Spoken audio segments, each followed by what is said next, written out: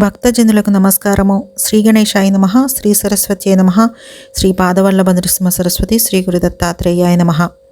శ్రీ దత్తదర్శనం గ్రంథంలోని 3వ సంపుటి కార్తవీర్య మోక్షం నుండి 22వ అధ్యాయం కైవల్యం.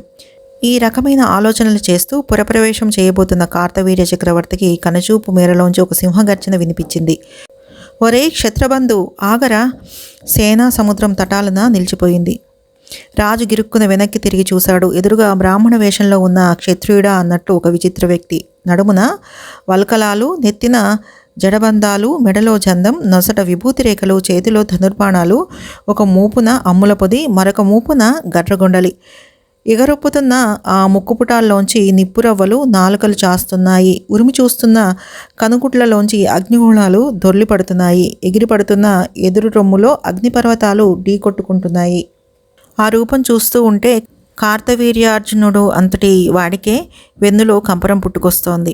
గుచ్చుగుచ్చి చూస్తూ చక్రవర్తి ఏదో అనబయ్యే లోపలే ఆ వ్యక్తి మళ్ళీ గర్జించాడు. ఒరే క్షత్రియధమా, నేనే రాముణ్ణి, జమదగ్ని పుత్రుణ్ణి, జ్వలదగ్ని మిత్రుణ్ణి, దిక్కులేని బాపనవాణ్ణి. ఇదిగో ఒంటరిగా వచ్చాను. ఈ గండ్రగొట్టలని తోడుగా తెచ్చుకున్నాను. ఇప్పుడు మా ఆవుని విడిచిపెడతావో, పోనీ నీ ప్రాణాలే విడిచిపెడతావో నీ ఇష్టం. అది నీకే వదిలేస్తున్నాను. రాజు ఈ మాట విని ప్రశాంతంగా ఉండిపోయాడు. ఎదురుగా కనిపించే ఆకారమే చెప్తోంది. అది ఏదో డాంబికోక్తుల వదరుబోతు రకం కాదు. ఇదం క్షాత్రం, ఇదం బ్రాహ్మ్యం అని రెండిటికీ సరిపడ్డ జగజ్జట్టి రూపం అది. ఇతడు తండ్రిలాగా శక్తినంతటిని ఆవరించేసుకుని బూడిదరాశిలాగా లేడు. ప్రతి రోమకూపంలోంచి అగ్నిజ్వాలల్లాగా శక్తి ఎగజిముకు వస్తున్న ఈ మనిషి దావాగ్నిలాగా ఉన్నాడు. ఎవడై ఉంటాడితను? ఎవడైతే తనకేమి, తాను క్షత్రియుడు, పరాయివాడొకడు వచ్చి తను అవమానకరంగా పిలిచి యుద్ధానికి రమ్మంటున్నాడు. యుద్ధానికి దిగటం ఒకటే ఇప్పుడు క్షాత్ర ధర్మ కర్తవ్యం.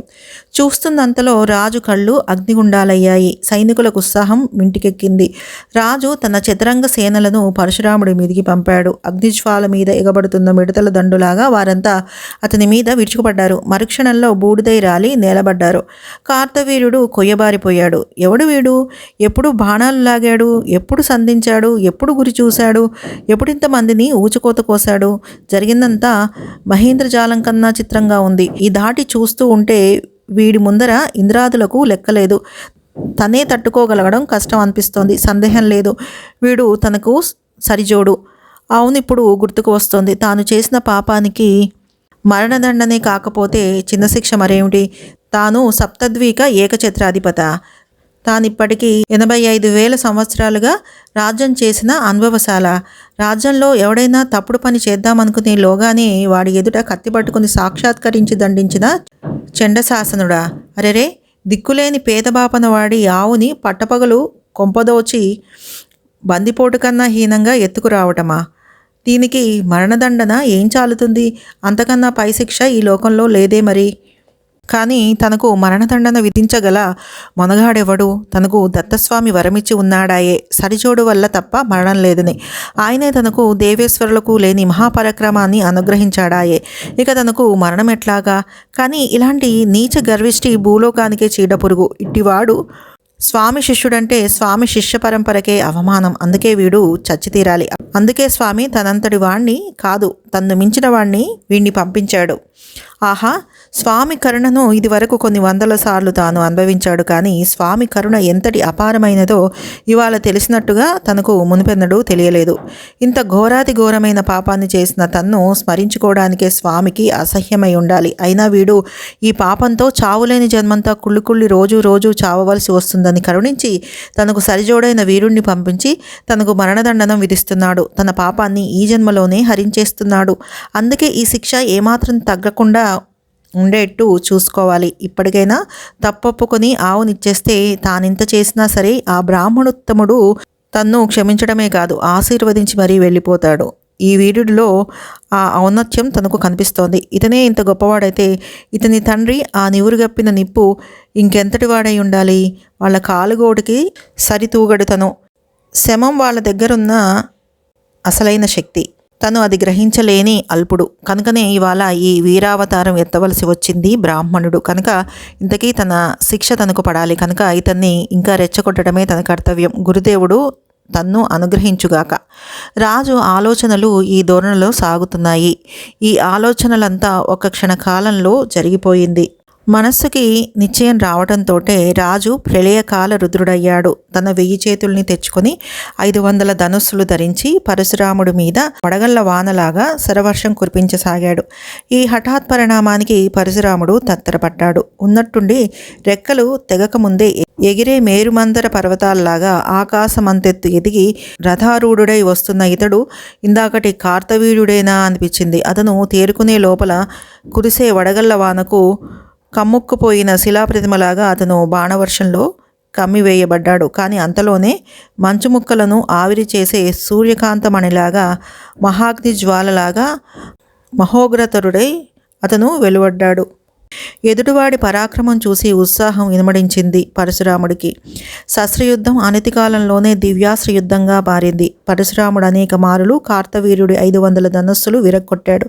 కానీ కార్తవీర్యుడు ఇంతలోనే కొత్త ధనస్సులు అందుకుని పరశురాముడి సంధిబంధాలలో నాటెట్టుగా బాణాలు వేశాడు. కవచం లేని పరశురాముడు అనేకసార్లు దిమ్మరపోయాడు. కానీ అంతలోనే తేరుకొని లేచి విజృంభించి రాజు చేతులు నరకసాగాడు. కానీ మళ్ళీ చేతులు మొలవడం చూసి విసిగిపోయి మెరుపుకన్నా వేగంగా కార్తవీర్యుడిపై దూకి మర్రి చెట్టు ఎగబాగినట్టు ఎగబాగి తన గండ్రగొడ్డలితో కొమ్ములు నరికినట్టు చేతులు నరికి త్రుటిలో మళ్ళీ తన స్థానంలోకి వచ్చాడు. కార్తవీర్యుడు ఆ బాధకు విలవిల్లాడి మూర్చపోయాడు. కానీ అంతలోనే తేరుకుని లేచాడు. ఆ లోపలే అతనికి మళ్ళీ 1000 చేతులు మొలిచాయి. ఇలా చాలాసార్లు జరిగింది. అప్పుడు పరశురాముడు ముందుగా బ్రహ్మాస్త్రాన్ని ప్రయోగించి వెనువెంటనే తాను పరశువుని పట్టుకుని రాజు చేతులు నరకసాగాడు. ఆ బ్రహ్మాస్త్ర ప్రభావం వల్ల కొత్త చేతులు మొలవడం ఆగిపోయింది. కానీ కార్తవీర్యుడు నిరుత్సాహపడలేదు. బాధని అణగదొక్కి మిడతను విదిలించినట్టు పరశురామును దూరానికి విసిరికొట్టి మిగిలిన చేతులతో గదలు, ఖడ్గాలు, ముద్గారాలు మొదలైన వందలాది ఆయుధాలను ధరించి పరశురాముణ్ణి చావబాదటం మొదలుపెట్టాడు. కానీ పరశురాముడు ఆకుసందుల్లోంచి దూసుకుపోయే ఓరుగాలిలాగా కార్తవీర్యుడి శరీరం మీద పరుగులు పెట్టి అతని చేతులు నరికి పారేశాడు. చేతులన్నీ తెగి నెత్తురోడుతూ మోడువారిన తుమ్మమొద్దులాగా నిలిచి ఉన్న కార్తవీర్యుడిని చూసి ఆకాశంలో మేఘాలు అదిరిపడేట్టుగా వికటట్టహాసం చేశాడు పరశురాముడు. కానీ అప్పటికే కార్తవీర్యుడికి కావాల్సింది దక్కింది. అతని మనసు ఇప్పుడు సద్గురు దత్తస్వామి పాదాలపై లగ్నమై తాను ఆత్మారాముడై ఉన్నాడు. అతనికి బాహ్య శృతి లేదు. ఆ స్థితిలో పరశురాముడు పరమేశ్వరుణ్ణి స్మరించుకొని అతని శిరస్సును ఖండించాడు. ఆశ్చర్యం నుంచి తేరుకున్న దేవతలు పరశురాముడి మీద పుష్పవర్షం కురిపించారు. అంతకుముందే జీవన్ముక్తుడై ఇప్పుడు విదేహముక్తుడైన కార్తవీర్యార్జునుడి ప్రాణవాయువులు అనంతవాయువుల్లో లీనమైపోయాయి. అతని శరీరానికి హేతువులైన ఆయా తత్వాలు తమ తమ కారణాల్లో లయించినాయి. అక్కడ సహ్యాద్రి గుహల్లో సద్గురు దత్తమూర్తి సమాధిలో నిశ్చలంగా ఉన్నాడు. ఇక్కడ సురభి పరుగు పరుగున పరశురాముడి దగ్గరకు వచ్చింది.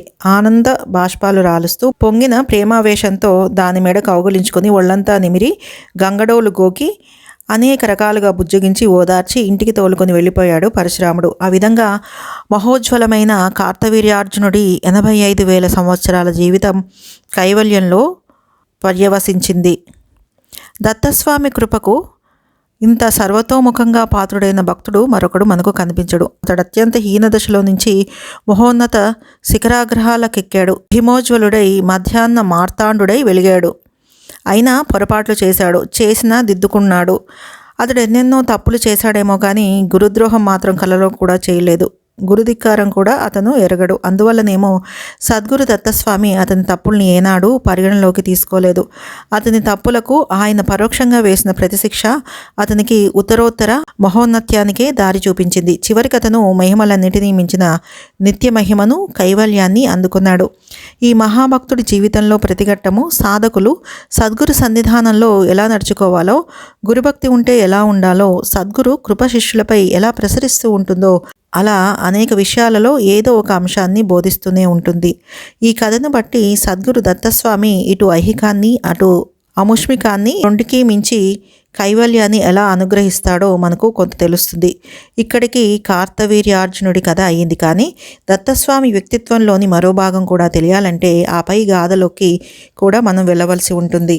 మనకు తెలిసి ఉన్నంతలో లోకపు తీరుని బట్టి కార్తవీర్యుడు స్వామికి ప్రాణప్రియమైన శిష్యుడు కనుక అతన్ని ఊచకోత కోసి చిత్రహింస చేసి చంపిన పరశురాముడి మీద ఆయనకు కోపం రావటం సహజం. పోనీ ఆయన మహాత్ముడు కదా అని మనం సర్దుకున్నా ఎంత లేదన్నా పరశురాముడు అంటే ఆయనకంత ప్రీతి ఉండటానికి వీల్లేదు. సరే పోనిండి, స్వామికి ప్రియాప్రియాలు రెండూ లేవు, అయినా వాటికి అతీతుడు అనుకుని సరిపెట్టుకున్నా పగపట్టి బ్రాహ్మణ్యశీలమైన శాంతిని కూడా పక్కన పెట్టి అంత చేసిన పరశురాముడికైనా ఆ దత్తస్వామి మీద కన్నెర ఉండదా? అనర్హుడికి శక్తి ఇచ్చి తమ కొంప మీదికి తెచ్చాడని.